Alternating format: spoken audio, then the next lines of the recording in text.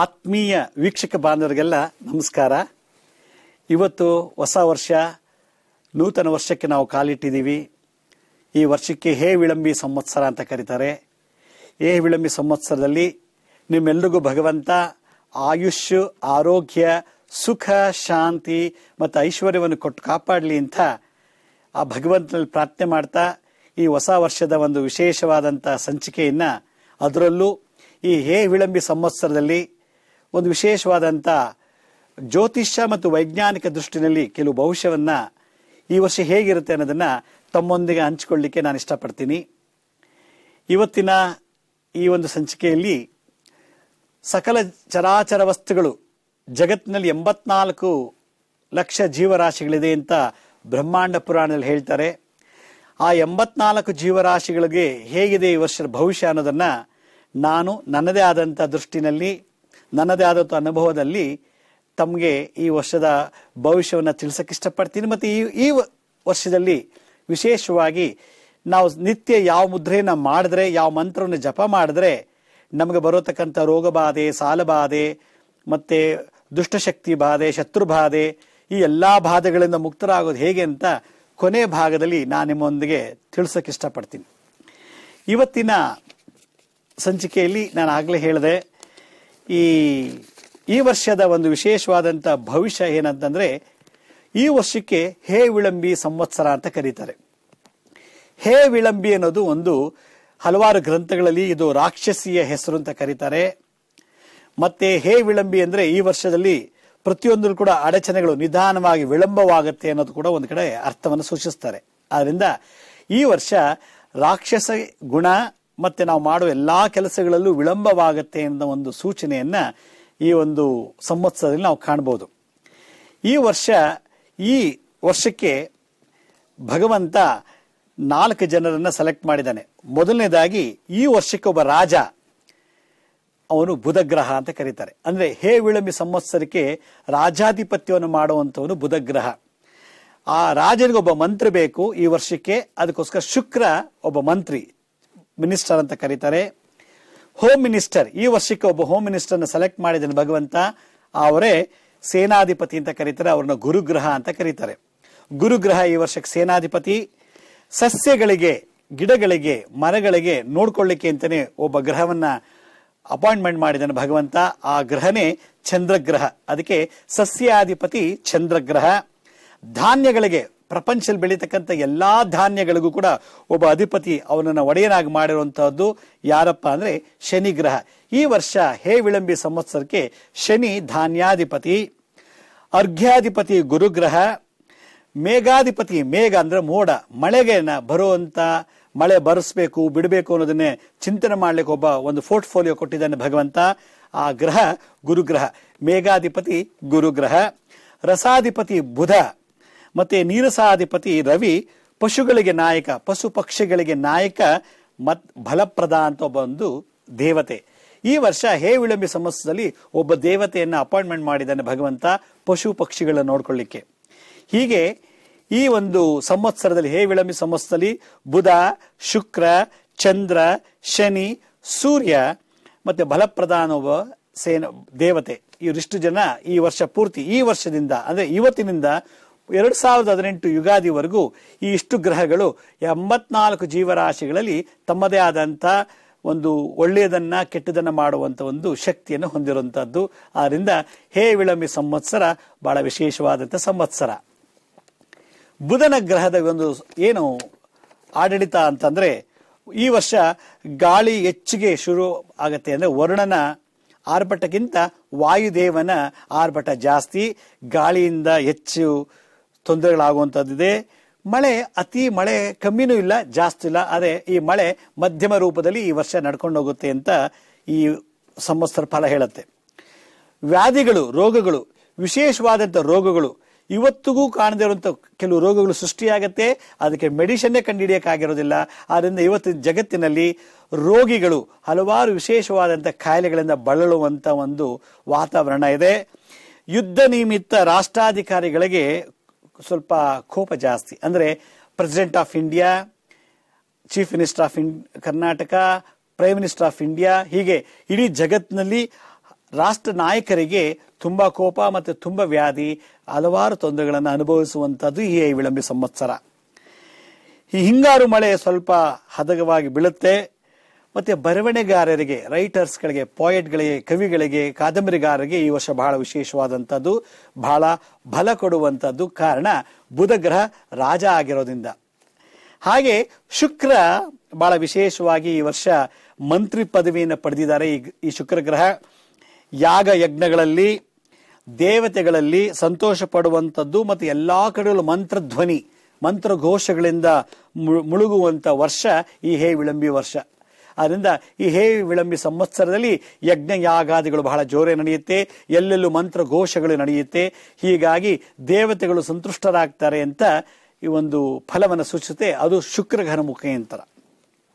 ಗುರು ಸೇನಾಧಿಪತಿ, home minister. ಈ ವರ್ಷ ಇಡೀ ಜಗತ್ತಿಗೆ ಹೋಮ್ ಮಿನಿಸ್ಟರ್ ಗುರುಗ್ರಹ ಸೇನಾಧಿಪತಿ ಆಗಿರಿಂದ ಆಗಾಗ ಒಳ್ಳೆ ಜಾಗದಲ್ಲಿ ಒಳ್ಳೆ ಮಳೆ ಆಗತ್ತೆ. ಎಲ್ಲಾ ಜಾಗದಲ್ಲೂ ಮಳೆ ಆಗೋದಿಲ್ಲ. ಜನರಲ್ಲಿ ಪರಸ್ಪರ ಪ್ರೀತಿ ಹೆಚ್ಚಿಸುತ್ತೆ. ಅಷ್ಟೇ ಕ್ರೋಧಗಳು, ಯಜ್ಞಗಳು, ರಥೋತ್ಸವಗಳು, ಉತ್ಸವಗಳು ಕೂಡ ಬಹಳ ಭರ್ಜರಿಯಾಗಿ ನಡೆಯುತ್ತೆ. ರಾಷ್ಟ್ರವನ್ನ ಪಾಲನೆ ಮಾಡಕ್ಕಂತ ಲೀಡರ್ಸ್ಗಳಿಗೆ, ನಾಯಕರಿಗೆ ಪ್ರಜಾರಂಜನೆಯನ್ನು ಮಾಡುವಂತ ಒಂದು ಶಕ್ತಿ ಇರುತ್ತೆ. ಉದಾಹರಣೆಗೆ ನಮ್ಮ ಮೋದಿಯವರು ತಗೊಂಡ್ರೆ, ಮೋದಿಯವರು ಜನರ ಒಂದು ಆಕರ್ಷಣೆಯನ್ನು ಮಾಡ್ತಾರೆ. ಜನರ ಒಂದು ಒಳ್ಳೆಯ ಅಭಿಪ್ರಾಯವನ್ನು ಸಂಗ್ರಹಿಸುವಂತ ಶಕ್ತಿಯನ್ನ ಕೂಡ ಈ ಒಂದು ಗುರುಗ್ರಹ ರಾಷ್ಟ್ರದ ನಾಯಕರಿಗೆ, ರಾಷ್ಟ್ರಪಾಲಕರಿಗೆ ಕೊಡುವಂತ ವಿಶೇಷವಾದದ್ದು. ಚಂದ್ರ ಸಸ್ಯಾಧಿಪತಿ. ಈ ವರ್ಷ ಚಂದ್ರ ಎಲ್ಲಾ ಸಸ್ಯಗಳನ್ನು ಸಣ್ಣ ಗರಿಕೆಯಿಂದ ಹಿಡಿದು ಭತ್ತ, ಕಬ್ಬು, ಎಲ್ಲಾ ರೀತಿ ಸಸ್ಯಗಳಿಗೆ ಅಧಿಪತಿಯಾಗಿರೋದ್ರಿಂದ ಈ ತರಿ ಮತ್ತೆ ಖುಷ್ಕಿ ಭೂಮಿಗಳಲ್ಲಿ ಎಲ್ಲಾ ಬೆಳೆಗಳು ಮಧ್ಯಮದಲ್ಲಿ ಫಲವನ್ನು ಕೊಡುತ್ತೆ. ಅಂದ್ರೆ ಬಹಳ ಜೋರಾಗಿ ಬೆಳೆ ಬೆಳೆಯೋಕ್ಕಾಗಲ್ಲ. ಆ ಬೆಳೆ ಬೆಳೆದು ಕೂಡ ನಾಶ ಆಗುವಂತ ಸ್ಥಿತಿ ಇದೆ. ಮಧ್ಯಮದಲ್ಲಿ, ಅಂದ್ರೆ ಅತಿ ಜಾಸ್ತಿ ಬೆಳೆ ಇಲ್ಲ, ಅತಿ ಕಮ್ಮಿ ಬೆಳೆ ಇಲ್ಲ, ಮಧ್ಯಮದಲ್ಲಿ ಈ ಬೆಳೆಗಳನ್ನ ಬೆಳೆಯುವಂತ ಶಕ್ತಿ ಚಂದ್ರ ಈ ಜಗತ್ತಿಗೆ ಈ ವರ್ಷ ಕೊಡ್ತಾನೆ. ಧಾನ್ಯಾಧಿಪತಿ ಆದಂತ ಶನಿ ಗ್ರಹ ಮಳೆ ಸಾಮಾನ್ಯವಾಗಿ ಬರೋಂಗ್ ಮಾಡ್ತಾರೆ. ಮತ್ತೆ ಜನರಲ್ಲಿ ಸಿಕ್ಕಾಪಟ್ಟ ರೋಗವನ್ನು ಕೊಡುತ್ತಾರೆ, ವೈರಾಗ್ಯವನ್ನು ಕೊಡುತ್ತಾನೆ. ಹೊಡೆದಾಟ, ಬಡದಾಟ, ಕೂಗಾಟ, ಚಾಕು ಚೂರಿ, ರೋಡಿಸಮ್ಮು, ಮತ್ತೆ ಹತ್ಯೆ, ಮಾನಭಂಗ ಇದನ್ನೆಲ್ಲ ಸೃಷ್ಟಿ ಮಾಡುವಂತ ಶನಿಗ್ರಹ ಈ ವರ್ಷ ಹೇ ವಿಳಂಬಿ ಸಂವತ್ಸರಿ ರಜೋಗುಣ ತಮೋಗುಣ ಜಾಸ್ತಿ ಆಗಿರೋದ್ರಿಂದ ಈ ಒಂದು ವಿಶೇಷತೆಯನ್ನ ಇವತ್ತಿನಿಂದ ಮುಂದಿನ ಯುಗಾದಿವರೆಗೂ ನಾವು ಅನುಭವಿಸಬೇಕಾಗಂತ ಒಂದು ಸನ್ನಿವೇಶವನ್ನು ಸೃಷ್ಟಿ ಮಾಡಿದ್ದಾರೆ ಈ ಶನಿ ಧಾನ್ಯಾಧಿಪತಿ. ಗುರು ಅರ್ಘ್ಯಾಧಿಪತಿ ಆಗಿರೋದ್ರಿಂದ ಕೆಲವರಿಗೆ ಸಂಪತ್ತನ್ನು ಕೊಡ್ತಾನೆ, ಸಂಪತ್ತಿರೋರು ಕಳ್ಕೊಂಡು ಬಡತನವನ್ನು ಕೊಡುವಂಥದ್ದಿದೆ.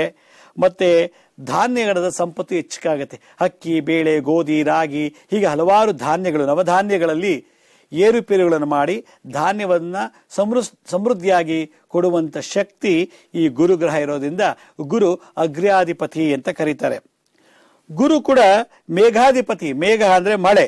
ಎಲ್ಲಾ ದೇಶಗಳಲ್ಲೂ, ಎಲ್ಲಾ ರಾಜ್ಯಗಳು, ಇಡೀ ಜಗತ್ತಲ್ಲೇ, ಬ್ರಹ್ಮಾಂಡದಲ್ಲಿ, ಭೂಮಿಯನ್ನು ಈ ಪ್ಲಾನೆಟ್ ಅಲ್ಲಿ, ಗ್ರಹದಲ್ಲಿ ಬಹಳ ಚೆನ್ನಾಗಿ ಕೆಲವು ಕಡೆ ಮಳೆ ಆಗತ್ತೆ. ಮಳೆಯಾಗಿ ಪ್ರವಾಹಗಳು, ಸುನಾಮಿಗಳು, ಮತ್ತೆ ಸಸ್ಯ ಸಂಪತ್ತು ಮತ್ತೆ ಧಾನ್ಯ ಸಂಪತ್ತನ್ನ ಕೆಲವು ದೇಶಗಳಲ್ಲಿ ಜಾಸ್ತಿ ಮಾಡಿ ಒಂದು ದೇಶದಿಂದ ಇನ್ನೊಂದು ದೇಶಕ್ಕೆ ರಫ್ತು ಮತ್ತೆ ಎಕ್ಸ್ಪೋರ್ಟ್ ಇಂಪೋರ್ಟ್ ಮಾಡುವಂತ ಶಕ್ತಿ ಈ ವರ್ಷ ಹೇ ವಿಳಂಬಿ ಸಂವತ್ಸರದಲ್ಲಿ ಗುರುಗ್ರಹ ಕೊಡ್ತಾ ಇದ್ದಾರೆ. ಹಸು ಹೆಚ್ಚಿಗೆ ಹಾಲನ್ನು ಕೊಡುವಂತ ಒಂದು ಸಂವತ್ಸರ ಇದು. ಹೆಚ್ಚೆಚ್ಚಿಗೆ ಹಾಲನ್ನು ಕೊಡುತ್ತೆ. ಮತ್ತೆ ಬುಧ ಗ್ರಹ ರಸಾಧಿಪತಿ ಆದ್ರಿಂದ ಶುಂಠಿ, ಇಂಗು, ಬೆಳ್ಳುಳ್ಳಿ, ಎಣ್ಣೆ, ಬೆಲ್ಲ, ಸಕ್ಕರೆ ಇವು ಬಹಳ ಚೆನ್ನಾಗಿ ಬೆಳೆದು ಬೆಲೆ ಜಾಸ್ತಿ ಇದೆ. ಇದರದ್ದು ಬೆಲೆ ಜಾಸ್ತಿಯಾಗಿ ಅದರದ್ದು ಕ್ವಾಂಟಿಟಿ ಕೂಡ ಕಮ್ಮಿ ಆಗುತ್ತೆ. ಅದರಿಂದ ಈ ಹಿಂಗು, ಹಿಪ್ಲಿ, ಬೆಳ್ಳುಳ್ಳಿ, ಎಣ್ಣೆ, ಬೆಲ್ಲ, ಸಕ್ಕರೆ ಇವುಗಳು ಬೆಳೆಯೋದು ಕಮ್ಮಿ ಆಗುತ್ತೆ. ಡಿಮ್ಯಾಂಡ್ ಜಾಸ್ತಿ ಆದಾಗ ಆ ಉತ್ಪತ್ತಿ ಕಮ್ಮಿ ಆದ್ರೆ ಬೆಲೆ ಜಾಸ್ತಿ ಇರುತ್ತದೆ. ಆದ್ರಿಂದ ಬುಧ ಇದಕ್ಕೆ ಅಧಿಪತಿ ಆದ್ರಿಂದ ಈ ರಸಾಧಿಪತಿ ಬುಧ ಇದನ್ನು ಈ ವರ್ಷ ಕಂಟಿನ್ಯೂ ತನ್ನ ನಿಯಮನ ಪಾಲನೆ ಮಾಡ್ತಾರೆ. ನೀರಾಧಿಪತಿ ರವಿ. ಅದರಿಂದ ತಾಮ್ರ, ಶ್ರೀಗಂಧ, ರತ್ನ, ಮುತ್ತು, ಮಾಣಿಕ್ಯ, ನವರತ್ನಗಳು ಬಹಳ ಹೆಚ್ಚಾಗಿ ದೊರೆಯುತ್ತೆ ಈ ವರ್ಷ. ಇದನ್ನು ಹಾಕೊಂಡು ಧರಿಸ್ಕೊಂಡು ಕೂಡ ಬಹಳ ಜನರು ಸಂಭ್ರಮದಿಂದ ಜೀವನ ನಡೆಸುವಂತ ಯೋಗ ಈ ರವಿ ಅಂದ್ರೆ ಸೂರ್ಯಗ್ರಹ ಕೊಡ್ತಾ ಇದ್ದಾನೆ. ಬಲಪ್ರದ ಪಶುಗಳ ನಾಯಕ. ಎಲ್ಲಾ ದೇಶಗಳಲ್ಲಿ ಒಳ್ಳೆ ಮಳೆಯಾಗಿ ಸಸ್ಯ ಸಮೃದ್ಧಿಯಾಗಿ ಪಶುಗಳಿಗೆ ನಾಯಕನಾಗುವಂತ ಈ ಬಲಪ್ರದ ದೇವತೆ ಪಶುಗಳಿಗೆ ಅಧಿಕವಾದಂತ ಸುಖ ಶಾಂತಿಯನ್ನು ಕೊಡ್ತಾನೆ. ಹಾಗಿದ್ಮೇಲೆ ಮುಂದಿನ ಜೀವನದಲ್ಲಿ ಹೇಗೆ ನಾವು ಈ ವರ್ಷ ನಾವು ಆರೋಗ್ಯವನ್ನು ಸುಧಾರಿಸ್ಕೊಳ್ತೀವಿ ಅನ್ನೋದ್ರ ಬಗ್ಗೆ ಸಣ್ಣ ವಿರಾಮ ತಿಳಿಸ್ಕೊಡ್ತೀನಿ. ಬನ್ನಿ ಒಂದು ಪುಟ್ಟ ವಿರಾಮ ತಗೊಳ್ಳೋಣ.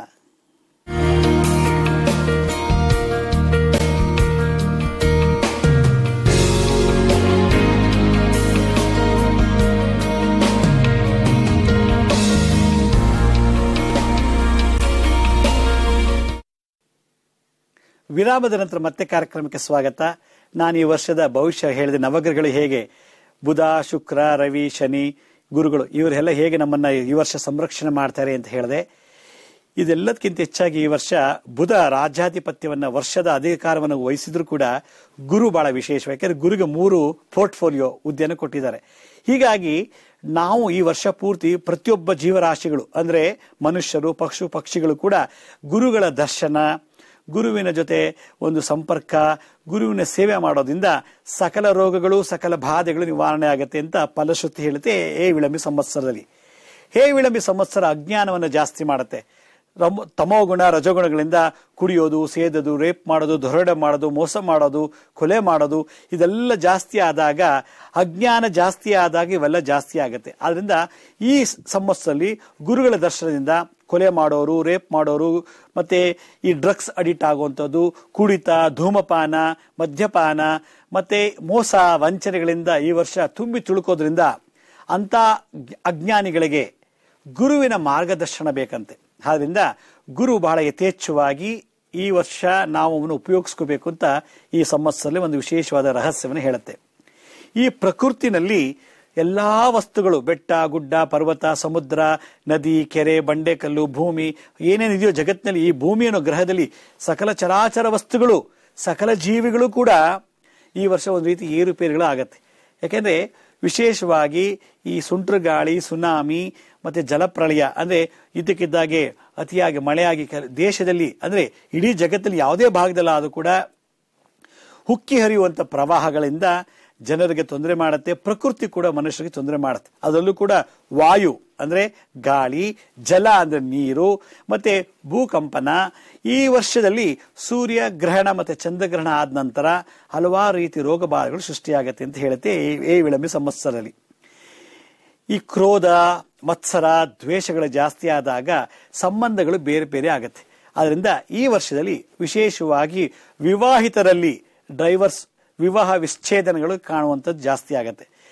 ಜೊತೆಗೆ ಅಧಿಕವಾದಂಥ ಊಟ ಮಾಡೋದ್ರಿಂದ, ಅಧಿಕವಾದಂಥ ಔಷಧಿ ಸೇವನೆಯಿಂದ ವಿಶೇಷವಾದಂಥ ಕಾಯಿಲೆಗಳು ಸೃಷ್ಟಿಯಾಗತ್ತೆ. ಈ ವರ್ಷ ಬರುವಂಥ ಕೆಲವು ಕಾಯಿಲೆಗಳಿಗೆ ಡಾಕ್ಟರ್ಗಳಿಗೆ ಗೊತ್ತಿಲ್ಲ ಇದು ಹೇಗೆ ಸೃಷ್ಟಿಯಾಯಿತು ಕಾಯಿಲೆ, ಯಾವ ರೀತಿ ಮೆಡಿಸಿನ್ ಕೊಡಬೇಕು, ಇದಕ್ಕೆ ಯಾವ ರೀತಿ ಮೆಡಿಸಿನ್ ಮ್ಯಾನುಫ್ಯಾಕ್ಚರ್ ಮಾಡಬೇಕು ಅಂತ ಈ ವರ್ಷದಿಂದ ಶುರುವಾದರೆ ಇನ್ನು 5 ವರ್ಷಕ್ಕೆ ಆ ಕಾಯಿಲೆಗೆ ಮೆಡಿಸಿನ್ನ ಕಂಡುಹಿಡಿಯುವಂಥ ಒಂದು ಕಾಲಾವಕಾಶ ಪ್ರಾಪ್ತಿಯಾಗುತ್ತೆ ಈ ವಿಳಂಬ ಸಂವತ್ಸರದಲ್ಲಿ. ಇದ್ರ ಜೊತೆಗೆ ಅಂಗವಿಕಲತೆ ಮಕ್ಕಳುಗಳ ಜನನ. ಅಂಗವಿಕಲತೆ ಅಂದರೆ ಹಾರ್ಟಲ್ಲಿ ಹೋಲ್ ಇರ್ಬೋದು, ಕಾಲುಗಳಲ್ಲಿ ನ್ಯೂನ್ಯತೆ, ಕೈಗಳಲ್ಲಿ ನ್ಯೂನ್ಯತೆ, ಬುದ್ಧಿಮಾಂದ್ಯತೆಗಳನ್ನ ಬೈಪೋಲಾರ್ ಡಿಸಾರ್ಡರ್ ಅಂತ, ಮೆಂಟಲ್ ಬೈಪೋಲಾರ್ ಡಿಸಾರ್ಡರ್ಸ್ ಜಾಸ್ತಿ ಆಗುವಂತ ಸಾಧ್ಯತೆ ಇದೆ ಇದು ಈ ಸಂವತ್ಸರದಲ್ಲಿ.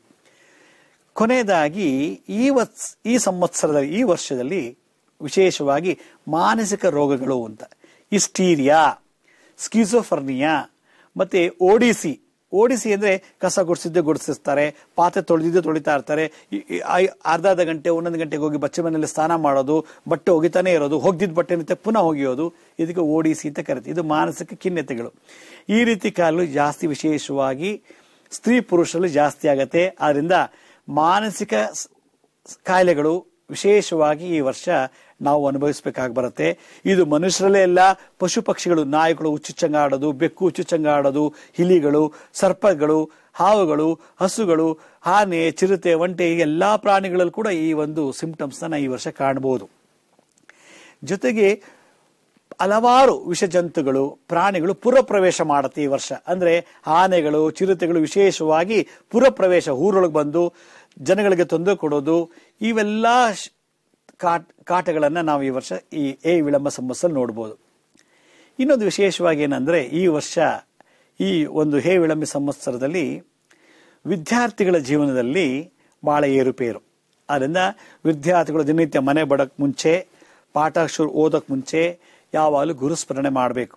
ಈ ರಸಾಧಿಪತಿ ಆದ್ರಿಂದ ಅವ್ರೇನ್ ಮಾಡ್ತಾರೆ, ಈ ಮಂಕು ಬುದ್ಧಿ, ಮೆಮೊರಿ ಪವರ್ ಕಮ್ಮಿ ಆಗೋದು, ಓದೋದಲ್ಲಿ ಏಕಾಗ್ರತೆ ಕಮ್ಮಿ, ಕಾನ್ಸಂಟ್ರೇಷನ್ ಕಮ್ಮಿ, ಎಂಥ ಫಸ್ಟ್ ಕ್ಲಾಸ್ ರ್ಯಾಂಕ್ ಸ್ಟೂಡೆಂಟ್ಸ್ ಕೂಡ ಈ ವರ್ಷದಲ್ಲಿ ಬಹಳಷ್ಟು ಕಷ್ಟನ ಅನುಭವಿಸಬೇಕಾಗಿ ಬರುತ್ತೆ. ಯಾಕೆಂದ್ರೆ ಈ ಒಂದು ಸಂವತ್ಸರ, ಆ ಸಂವತ್ಸರ ಜೊತೆಗೆ ಕಲಿ ಪ್ರವೇಶ ಹೇಗಾಗ್ತಾನೆ ಅಂದ್ರೆ, ಏನಾದ್ರು ಲಕ್ಷ್ಮೀ ಶ್ರೀನಿವಾಸ್ ದೇವಸ್ಥಾನಕ್ಕೆ ಹೋಗ್ತೀರಿ, ಲಕ್ಷ್ಮೀ ಶ್ರೀನಿವಾಸ್ ದೇವಸ್ಥಾನಕ್ಕೆ ಹೋಗ್ಬೇಡ, ಬಾರ್ಗೆ ಹೋಗು, ರೆಸ್ಟೋರೆಂಟ್ಗೆ ಹೋಗು ಅನ್ನತ್ತೆ.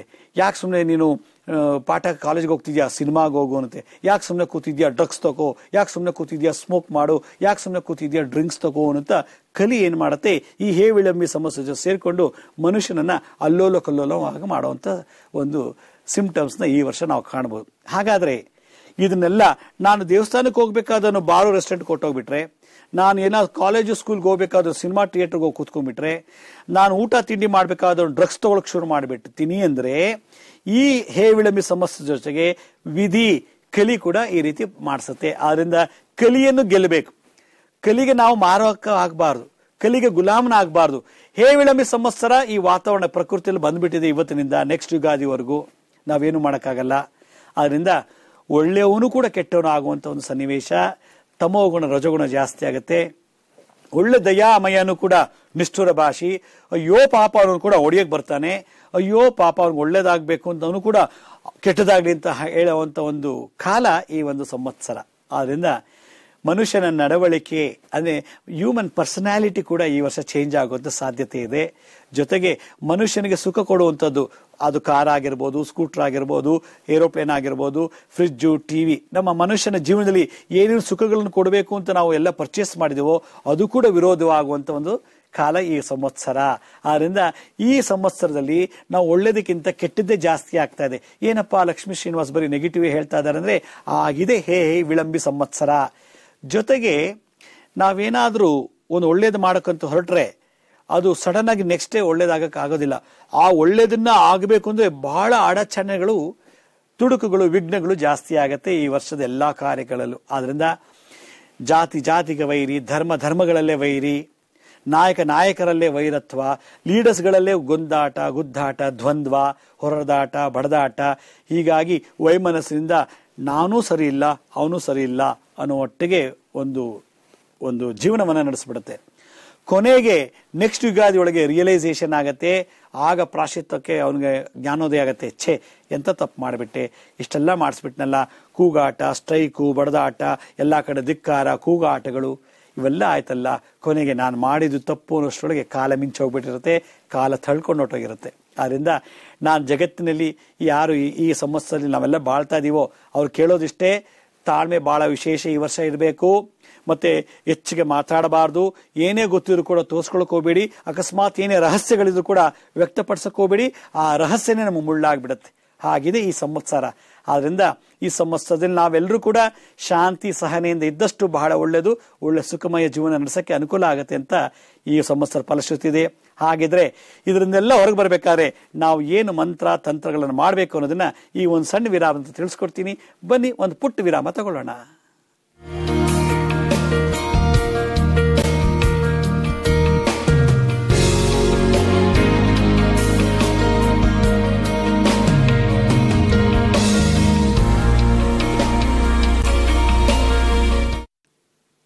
ವಿರಾಮದ ನಂತರ ಮತ್ತೆ ಕಾರ್ಯಕ್ರಮಕ್ಕೆ ಸ್ವಾಗತ. ಈ ವರ್ಷ ರಾಜ ಬುಧಗ್ರಹ, ಬುಧ ಬುದ್ಧಿಕಾರಕ, ಬುದ್ಧಿ ಭ್ರಮಣೆ ಮಾಡ್ತಾನೆ. ಮೆಂಟಲ್ ಡಿಸಾರ್ಡರ್ಸ್ ಅಂತ ಹೇಳಿದೆ, ಹಿಸ್ಟೀರಿಯಾ, ಸ್ಕ್ಯೂಸೋಫರ್ನಿಯಾ, ಓಡಿಸಿ, ಮಕ್ಕಳಲ್ಲಿ ಆಟಿಸಮ್ ಅಂತ ಹೇಳ್ತಾರೆ ಈ ಕಾಯಿಲೆನ ಮಕ್ಕಳಿಗೆ. ಈ ಎಲ್ಲಾ ಕಾಯಿಲೆಗಳಿಗೆ ನಾವು ಈ ವರ್ಷ ಇವತ್ತಿನಿಂದ ನೆಕ್ಸ್ಟ್ ಯುಗಾದಿವರೆಗೂ ನಾವು ನೋಡಬಹುದು ಅಂತ ಹೇಳಿದೆ. ಅದರಿಂದ ಹೇಗೆ ಓವರ್ಕಮ್, ಹೆಂಗೆ ಬಿಡಿಸ್ಕೊಳ್ಳೋದು, ಆ ಬಂಧನ ಹೆಂಗೆ ಮುಕ್ತಿ ಆಗೋದು. ಕೆಲವರಿಗೆ ಶತ್ರು ಬಾಧೆ, ಮತ್ತೆ ಕೆಲವರಿಗೆ ರೋಗ ಬಾಧೆ, ಕೆಲವರಿಗೆ ದುಷ್ಟಶಕ್ತಿಗಳಿಂದ ಮಾಟ ಮಂತ್ರ ತಂತ್ರಗಳಿಂದ ನರಳುವಂಥದ್ದಿದೆ. ಯಾಕೆಂದ್ರೆ ಗುರು ಸೇನಾಧಿಪತಿ, ಮೇಘಾಧಿಪತಿ. ಆದ್ರಿಂದ ನಾವು ಗುರುವನ್ನ ಕಾಲಿಡಿದು ಬಿಟ್ರೆ, ಗುರು ಸೇವೆ ಮಾಡ್ಕೊಂಡ್ ಬಂದ್ಬಿಟ್ರೆ, ಅದರಲ್ಲೂ ನಾವು ದತ್ತಾತ್ರೇಯರು, ಶಿರಡಿ ಸಾಯಿಬಾಬಾ, ಹೀಗೆ ಹಲವಾರು ಸಿದ್ಧ ಪುರುಷರನ್ನ, ಅವಧೂತರನ್ನ ಸೇವೆ ಮಾಡ್ಕೊತಾ ಬಂದ್ರೆ ಈ ವರ್ಷದಲ್ಲಿ ನಮಗೆ ಬುಧನಿಂದಾಗಲಿ, ಶನಿಯಿಂದಾಗಲಿ ಅಥವಾ ಶುಕ್ರನಿಂದಾಗಲಿ ನಮಗೆ ತೊಂದರೆ ಆಗೋದಿಲ್ಲ. ಯಾಕೆಂದ್ರೆ ಶುಕ್ರ ವಿವಾಹಕಾರಕ, ಶುಕ್ರ ಸಂತಾನಕಾರಕ, ಶುಕ್ರ ವೈಭವಕಾರಕ, ಸಂಪತ್ಕಾರಕ.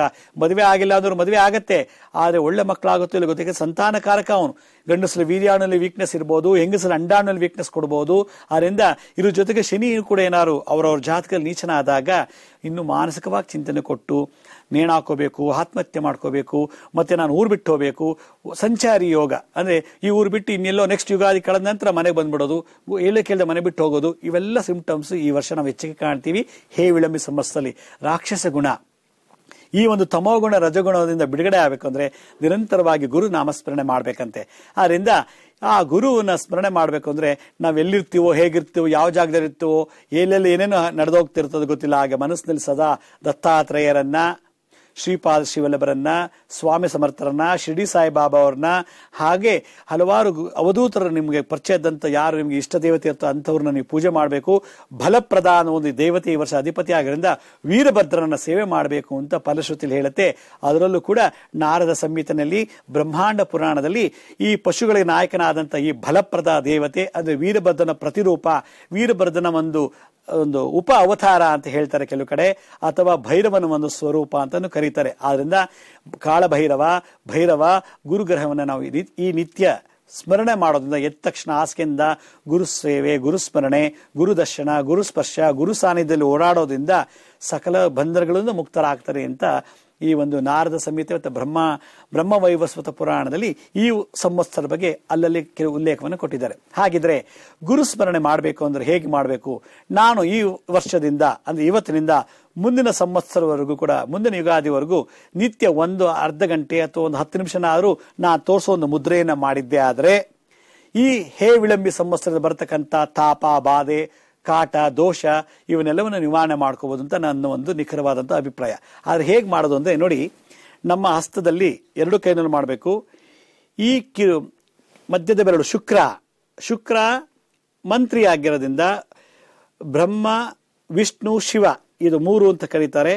ಇದನ್ನ ಮಧ್ಯಭಾಗದಲ್ಲಿ ಹಿಂಗೆ ಇಡಬೇಕು.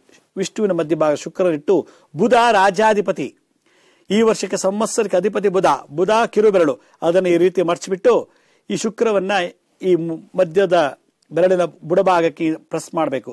ಈ ಮಧ್ಯದ ಬುಡಭಾಗ ಶನಿ ಮತ್ತೆ ಶುಕ್ರ. ಆದ್ರಿಂದ ಇದು ಗುರು ನಮಗೆ ಸೇನಾಧಿಪತಿ, ರಸಾಧಿಪತಿ ಆದ ಈ ವರ್ಷ ಅದನ್ನ ಗುರು, ಶನಿ, ಸೂರ್ಯ, ಇದು ಮಧ್ಯದಲ್ಲಿ ವಿಷ್ಣು, ಇದು ಶಿವ, ಇದು ಗುರು.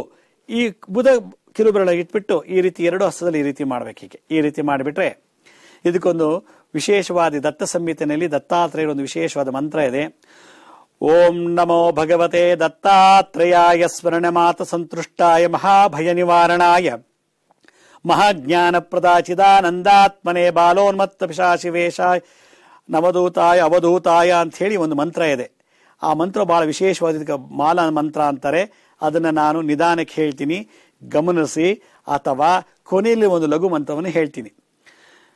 ಓಂ ನಮೋ ಭಗವತೆ ದತ್ತಾತ್ರೇಯಾಯ ಸ್ಮರಣ ಮಾತ ಸಂತುಷ್ಟಾಯ ಮಹಾಭಯ ನಿವಾರಣಾಯ ಮಹಾಜ್ಞಾನ ಪ್ರದಾಯ ಚಿದಾನಂದಾತ್ಮನೆ ಬಾಲೋನ್ಮತ್ತ ಪಿಶಾಚವೇಶಾಯ ಮಹಾಯೋಗಿನವಧೂತಾಯ ಅನಸೂಯಾನಂದವರ್ಧನಾಯ ತ್ರಿಪುತ್ರಾಯ ಓಂ ಭವಬಂಧ ವಿಮೋಚನಾಯ ಆಂ ಅಸಾಧ್ಯ ಸಾಧನಾಯ ಬ್ರೀಂ ಸರ್ವ ವಿಭೂತಿದಾಯ ಕ್ರೋಮ್ ಅಸಾಧ್ಯಾಕರ್ಷಣಾಯ ಐಂ ವಾಕ್ಪ್ರದಾಯ ಕ್ಲೀಂ ಜಗತ್ರಯ ವಶೀಕರಣಾಯ ಸೌಹ ಸರ್ವಮನಕ್ಷೋಪಣಾಯ ಶ್ರೀ ಮಹಾಸಂಪತ್ಪ್ರದಾಯ ಗ್ಲೋಂ ಭೂಮಂಡಲಾಧಿಪತ್ಯಪ್ರದಾಯ ಧ್ರಾಂ ಚಿರಂಜೀವಿನೇ ವಷಟ್ ಔಷಟ್ ಆಕರ್ಷಯ ಹುಂ ವಿದ್ವೇಷಯ ಫಟ್ ಉಚ್ಚಾಟಯ ಟಹ ಟಹ ಸ್ತಂಭಯ ಖೇಂ ಖೇಂ ಮಾರಯ ನಮಃ ಸಂಪನ್ನಯ ಸ್ವಾಹ ಪೋಷಯ ಪರಯಂತ್ರ ಪರಮಂತ ಪರತಂತ್ರಾನ್ ಛಿಂದಿ ಗ್ರಹ ನಿವಾರಯ ವ್ಯಾಧಿನ್ ವಿನಾಶಯ ದುಃಖಂ ಹರ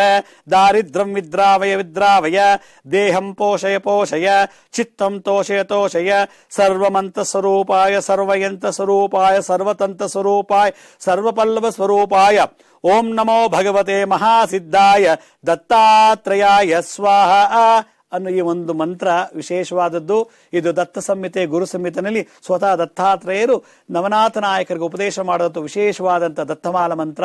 ಇದನ್ನು ದಿನನಿತ್ಯ ನಾವು ಮಂತ್ರ ಜಪ ಮಾಡಿದ್ದಾದ್ರೆ ಸುಖ ಆನಂದವನ್ನು ಪಡಿತೀವಿ. ಇದ್ಯಾವುದೋ ಇಲ್ಲ ಅಂದ್ರೆ ಓಂ ದ್ರಾಂ ಓಂ ಗುರು ದತ್ತಾಯ ನಮಃ, ಓಂ ದ್ರಾಂ ಓಂ ಗುರು ದತ್ತಾಯ ನಮಃ, ಓಂ ದ್ರಾಂ ಓಂ ಗುರು ದತ್ತಾಯ ನಮಃ ಅನ್ನೋ ಮಂತ್ರವನ್ನ ದಿನನಿತ್ಯ 21 ಸಲ ಮುದ್ರಧಾರಣೆ ಮಾಡಿದ್ದಾದ್ರೆ ರೋಗಬಾಧೆ, ಸಾಲಬಾಧೆ, ಶತ್ರುಬಾಧೆ, ದುಷ್ಟಶಕ್ತಿಗಳ ಬಾಧೆ, ಪರಮಂತ ಪರಯಂತ್ರ ಪರತಂತ್ರ ಪರಕೃತ್ರಿಮ ದೋಷಗಳಿಂದ ಬಿಡುಗಡೆಯಾಗಿ ನಾವು ಸುಖ ಜೀವನ ನಡೆಸಬಹುದು ಅಂತ ಈ ಸಂವತ್ಸರದಲ್ಲಿ ವಿಶೇಷವಾಗಿ ಈ ಮುದ್ರೆ, ಈ ಮಂತ್ರವನ್ನು ನಾನು ನಿಮ್ಗೆ ತಿಳಿಸ್ಕೊಡ್ತಾ ಇದ್ದೀನಿ.